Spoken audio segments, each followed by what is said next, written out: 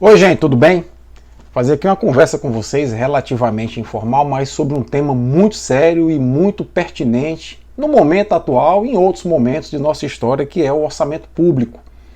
Eu atualmente desempenho uma função pública de gestor público e sempre que eu desempenho uma função de gestor público, eu procuro me ater aos preceitos normativos do orçamento público para que a gente possa fazer uma gestão que seja minimamente sustentável, que possa dar vazão às demandas do órgão público ou da instituição pública a qual a gente se torna gestor.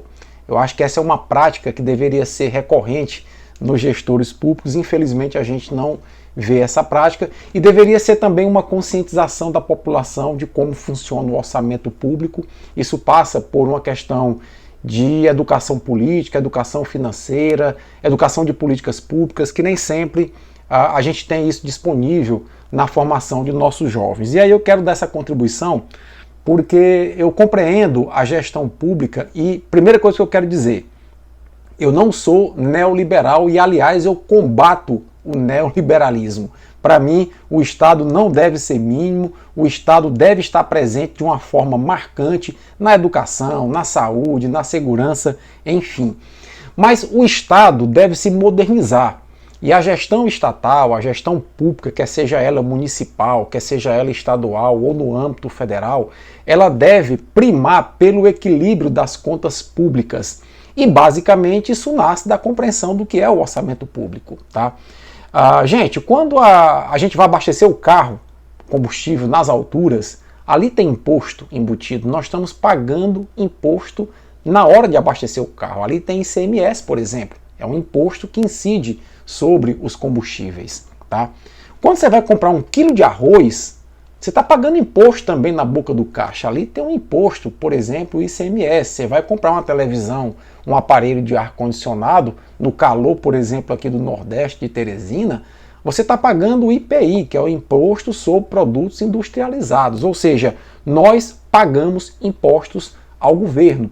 Você anualmente paga o teu imposto predial e territorial urbano, o IPTU, para a prefeitura da cidade onde você mora, tá? O ICMS, por exemplo, é um imposto estadual. Você, quando emplaca o teu carro anualmente, você paga o IPVA, que é outro imposto estadual. Quando você vai receber o seu salário, é descontado um imposto seu, que é o imposto de renda, que é o imposto federal. Ou seja, nós pagamos impostos para os municípios, para os estados, para a União. E esses impostos que a população recolhe, que as empresas também recolhem, a personalidade jurídica também recolhe imposto, tá? Isso forma o chamado orçamento público, né? Na esfera federal, na esfera estadual e na esfera municipal. Ou seja, os governos se alimentam dos impostos que a gente paga, que as empresas pagam, enfim. Pois bem, só que a legislação brasileira é extremamente bem construída em relação ao orçamento público. A legislação brasileira, por exemplo, prevê que cada município, cada estado, que a União, a cada 4 anos, elabore um PPA, um plano plurianual. E nesse plano plurianual, a esfera de governo, quer seja o município, o estado ou a União, vai estabelecer quais são as metas, quais são as diretrizes a serem alcançadas pela gestão pública naqueles 4 próximos anos, tá?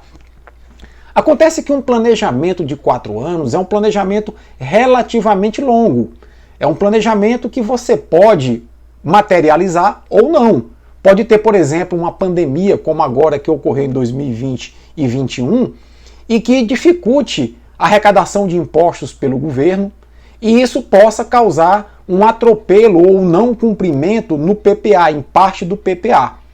Por isso, a legislação orçamentária brasileira prevê ajustes anuais no PPA, através da Lei de Diretrizes Orçamentárias LDO e através da Lei Orçamentária Anual, que é o próprio orçamento. Ou seja, a cada ano, as secretarias municipais fazem um levantamento de quais são as prioridades do município, veem quanto prevêem de arrecadação para o município, quanto prevêem de repasses constitucionais e propõem à Câmara de Vereadores um orçamento para o ano. E isso é votado na Câmara Municipal. A mesma coisa acontece com o Estado. O Estado do Piauí, por exemplo. As secretarias de Estado, articuladas pela Secretaria de Planejamento, vão fazer um levantamento da previsão de receita que o Estado do Piauí vai ter para o próximo ano 2023, veem quais são as prioridades, as metas a serem alcançadas pela gestão e mandam para a Assembleia Legislativa a Lei de Diretrizes Orçamentárias, ou LDO, até a metade do ano, que estabelecem quais são as diretrizes para o próximo ano da gestão estadual. E aí todos os órgãos do Estado mandam juntos as suas diretrizes. Obviamente que essas diretrizes têm que se encaixar dentro da previsão de orçamento que o Estado tem.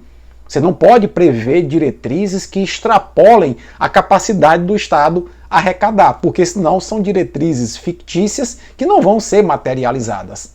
A Assembleia Legislativa do Piauí analisa a LDO, ajusta através de audiências públicas, aprova a LDO e no final do ano essa LDO vira a LOA, a Lei Orçamentária Anual, que é o orçamento do Estado propriamente dito. Nessa LOA está discriminado quanto que o Estado vai arrecadar, quanto que o Estado vai gastar na Secretaria de Educação, na Secretaria de Administração, na Secretaria de Fazenda, na de Saúde, enfim. Quanto o Estado vai gastar em investimento, construindo pontes, estradas, ou seja, está tudo lá discriminado na LOA no final do ano, tá? Bom, e isso vale para todos os órgãos estaduais, ou seja, ao final de cada ano, todos os órgãos estaduais têm uma cota orçamentária do orçamento do Estado e eles têm que trabalhar a sua gestão dentro dessa cota orçamentária. Perceberam só onde eu quero chegar? Como é que nós iremos conseguir materializar o avanço da gestão pública se a gente não tem a compreensão desses parâmetros? É importante que o gestor público compreenda que ele tem que dar vazão às demandas da sua instituição, às demandas do órgão público do qual ele faz parte, ele compõe a gestão, mas baseado no limite orçamentário que foi aprovado em lei. E para isso, se for necessário fazer ajustes para poder controlar os gastos da instituição pública, os gastos do órgão público, para adequá-los à realidade orçamentária, isso tem que ser feito sob pena da instituição viver no mundo da fantasia, dizendo que pretende fazer isso e aquilo outro sem ter orçamento para cobrir aquilo que ela pretende fazer.